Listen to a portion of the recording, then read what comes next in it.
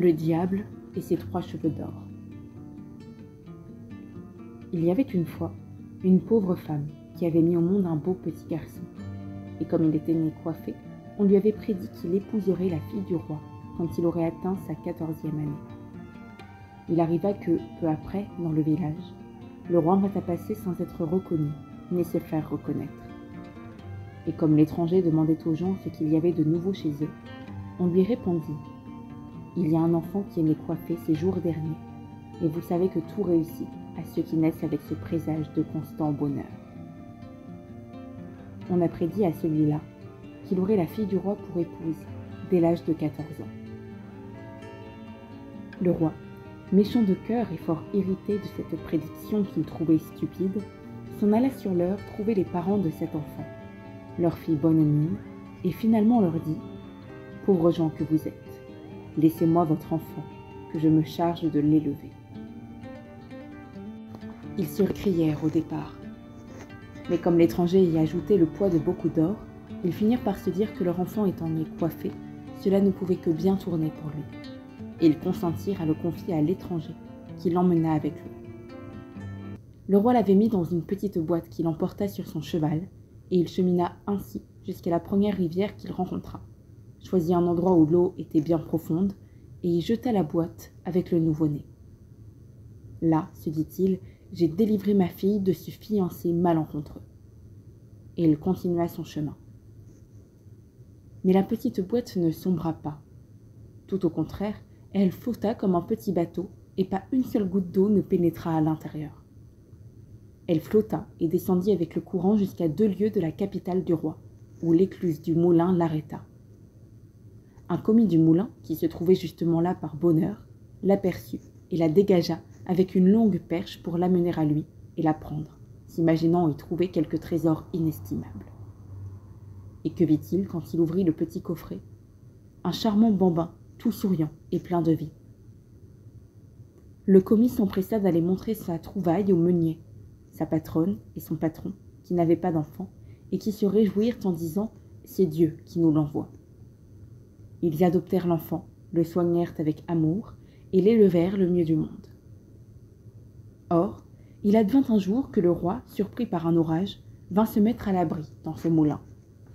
Tout en parlant, il demanda au meunier si ce grand garçon qu'il voyait là était leur fils. « Non, dirent-ils, c'est un enfant trouvé que nous avons adopté. Il nous est arrivé il y a 14 ans, enfermé dans une petite boîte qui flottait sur la rivière et qui s'est arrêtée à l'écluse du moulin. C'est un commis qui l'a découvert et tiré de là. » Après ces explications, le roi comprit bien qu'il n'était autre que l'enfant nouveau-né qu'il avait autrefois jeté dans la rivière. Et il dit au meunier « Dites, braves gens, est-ce que vous ne laisseriez pas ce jeune homme porter de ma part un message à la reine? Je lui donnerai 2 pièces d'or comme récompense. » « Aux ordres de votre majesté, » répondirent les parents, qui dirent au garçon de se préparer à partir.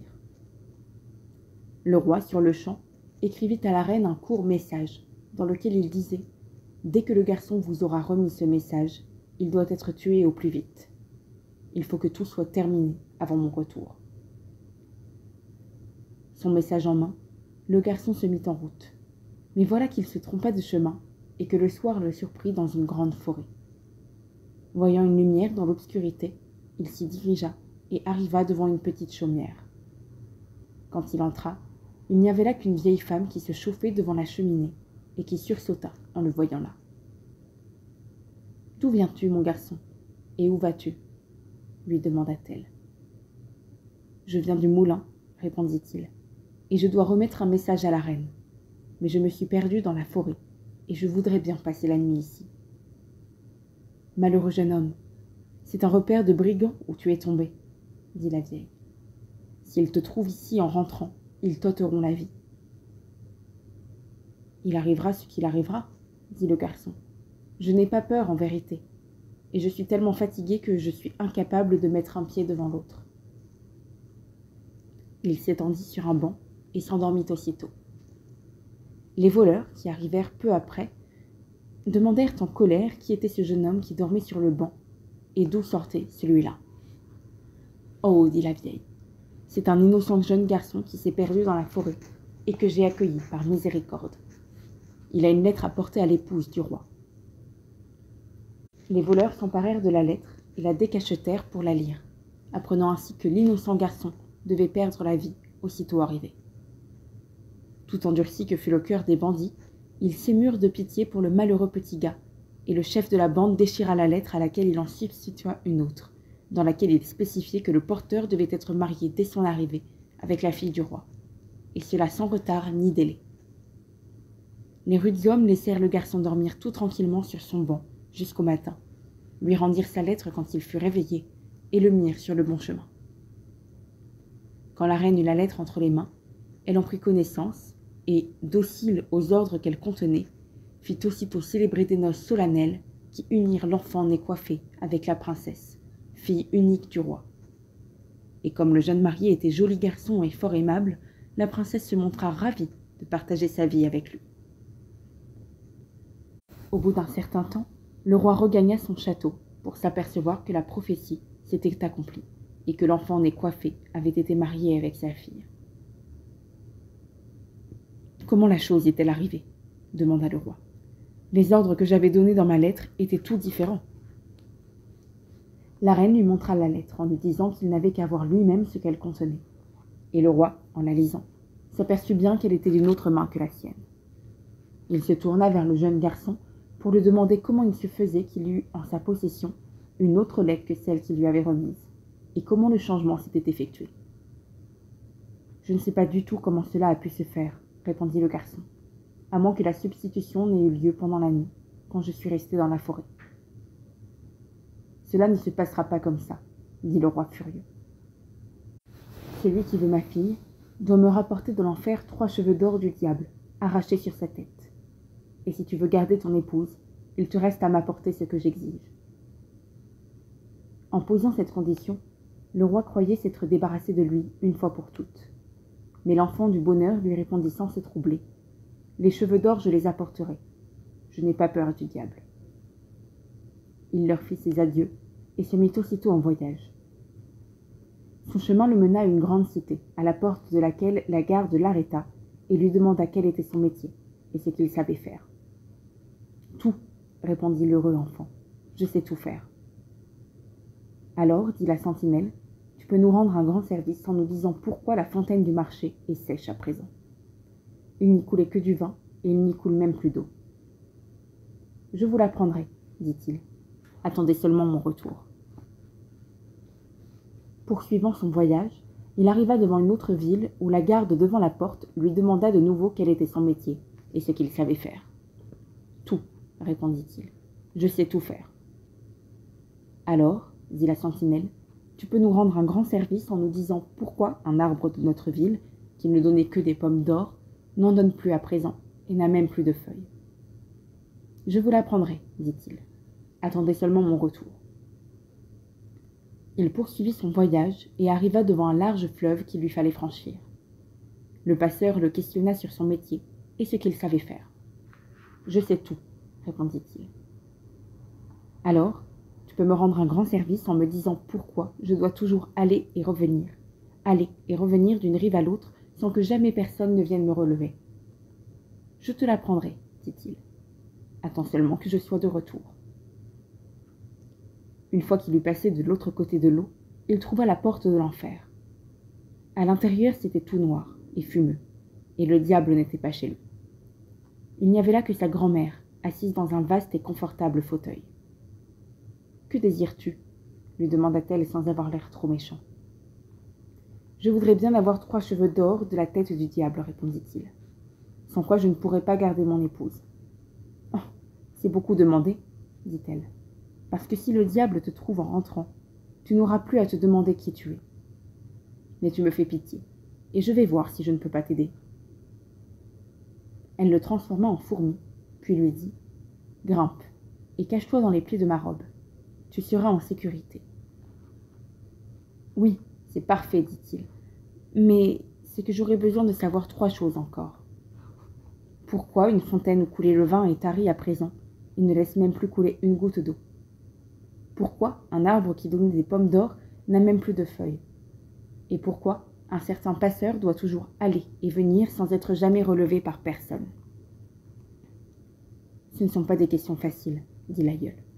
Mais tiens-toi bien tranquille et silencieux, et écoute bien ce que dira le diable quand je lui arracherai les 3 cheveux d'or. À la tombée du soir, le diable rentra chez lui. Mais à peine entré, il remarqua quelque chose de louche dans l'air. « Je sens l'odeur de chair humaine, dit-il. Je le sens. Il y a quelque chose d'anormal ici. » Il alla aussitôt regarder et fouiller dans tous les coins, mais sans rien trouver. L'aïeul lui cria dessus.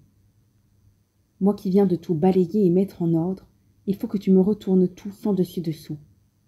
L'odeur de chair humaine, tu l'as toujours dans ta narine. Allons, assieds-toi et mange ton souper. »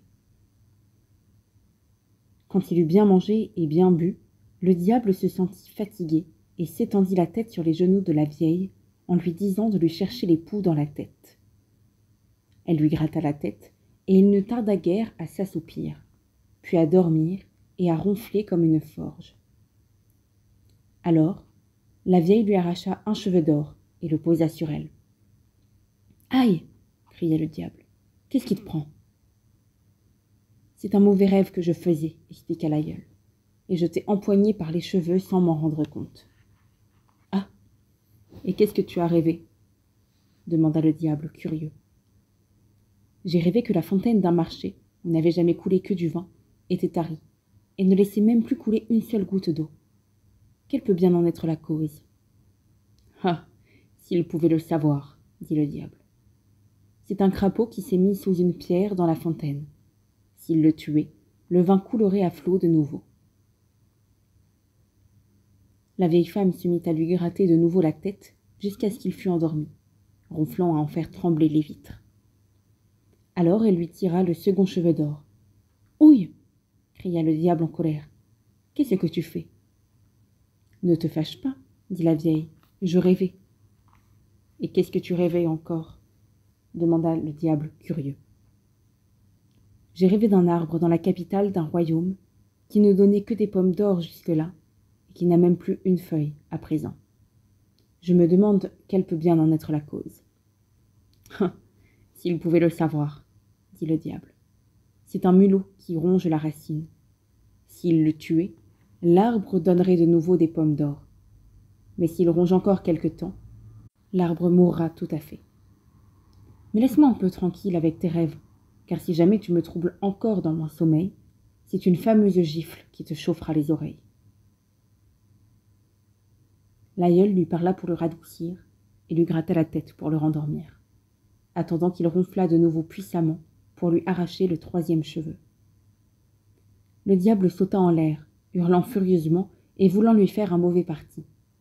Mais elle le radoucit cette fois encore en lui disant « Que peut-on faire contre ces mauvais rêves ?»« Qu'as-tu donc rêvé encore ?» demanda le diable, sans pouvoir retenir sa curiosité. « C'était un passeur dont je rêvais, » dit la vieille, « et il se plaignait d'avoir toujours à passer d'une rive à l'autre sans jamais être remplacé par quelqu'un d'autre. Comment cela se fait-il ?»« Le vieil idiot, » ricana le diable. « Le premier qui viendra pour se faire passer, il n'aura qu'à lui flanquer sa rame dans les mains et il serait libre. C'est l'autre qui serait obligé de passer sans cesse d'un bord à l'autre. » Maintenant que l'aïeul lui avait arraché les 3 cheveux d'or et qu'elle avait la réponse aux 3 questions, n'ayant plus rien à tirer du vieux démon, elle le laissa tranquille et en repos, et il dormit jusqu'au jour sans se réveiller. Lorsqu'il fut de nouveau sorti, l'aïeul chercha la fourmi dans les plis de sa robe et rendit sa forme humaine à l'enfant du bonheur. « Voici tes 3 cheveux d'or, lui dit-elle, en les lui donnant. Quant à tes 3 questions, tu as sans doute bien écouté ce que le diable a répondu. »« Oui, oui, répondit-il. J'ai parfaitement entendu et je le retiendrai. »« Bon, te voilà donc tiré d'affaire. Et tu n'as plus qu'à te remettre en route maintenant, lui dit-elle. Il la remercia de son aide inestimable dans d'aussi difficiles circonstances, et il quitta l'enfer en se félicitant que tout ait si bien tourné, et si heureusement pour lui. Lorsqu'il retrouva le passeur, celui-ci lui réclama la réponse promise. « Passe-moi d'abord sur l'autre rive, dit l'enfant du bonheur. Je te dirai alors comment tu seras libéré. » Et quand il eut le pied sur l'autre rive, il donna au passeur le conseil qu'il avait entendu du diable. Le premier qui viendra pour se faire passer, tu n'auras qu'à lui mettre ta rame entre les mains. » Puis il continua sa route et chemina jusqu'à la grande ville, où l'arbre restait stérile et où la sentinelle attendait aussi sa réponse. Il lui dit, comme il l'avait entendu du diable, « Tuez le mulot qui ronge la racine, et de nouveau il portera des pommes d'or. » La sentinelle le remercia et lui fit don, comme récompense, de 2 ânes lourdement chargés d'or pour l'accompagner dans son voyage. Enfin, il arriva à la cité dont la fontaine était tarie, et il dit à la sentinelle ce que le diable avait dit. Il y a sous une pierre, dans la fontaine, un crapaud qui s'est mis. Tuez-le, et la fontaine fera de nouveau couler le vin à flot. La sentinelle le remercia et lui fit don également de 2 ânes chargés d'or. Tout à la fin, l'enfant du bonheur retrouva son épouse qui l'accueillit avec joie, très heureuse de le revoir et d'apprendre comment tout lui avait si bien réussi. Le roi, pour sa part, reçut ce qu'il avait exigé, c'est-à-dire les 3 cheveux d'or pris sur la tête du diable. Et quand il vit au surplus les 4 ânes chargés d'or, il se sentit pleinement satisfait et dit « Tu peux garder ma fille, maintenant que toutes les conditions sont remplies. Mais dis-moi donc, mon cher gendre, d'où te vient tout cet or que tu rapportes avec toi? Il y a là d'immenses trésors. » « J'ai traversé une rivière, répondit-il, et c'est là-bas, sur l'autre rive, que je l'ai ramassé. Il y est comme le sable du rivage. »« Pourrais-je en ramener aussi ?» demanda le roi tout excité de cupidité. « Autant que vous en voudrez, lui répondit-il. Il y a un passeur sur la rivière. Vous n'aurez que la peine de vous faire traverser pour remplir vos sacs sur place vous-même. » Sans plus attendre, tant il était pressé dans son avidité, le roi se mit en route et fit diligence jusqu'à ce qu'il eût atteint la rivière. Là, il fit signe au passeur qu'il voulait traverser. Le passeur aborda, le fit embarquer et le mena sur l'autre rive. Mais avant de toucher le bord, il lui mit sa rame entre les mains et sauta lui-même sur le sec. Mais le roi resta là, et dut, pour ses péchés, ramer sans cesse pour aller d'une rive à l'autre. Est-ce qu'il y est toujours? Pourquoi pas? Personne jusqu'à ce jour ne lui aura enlevé la rame des mains.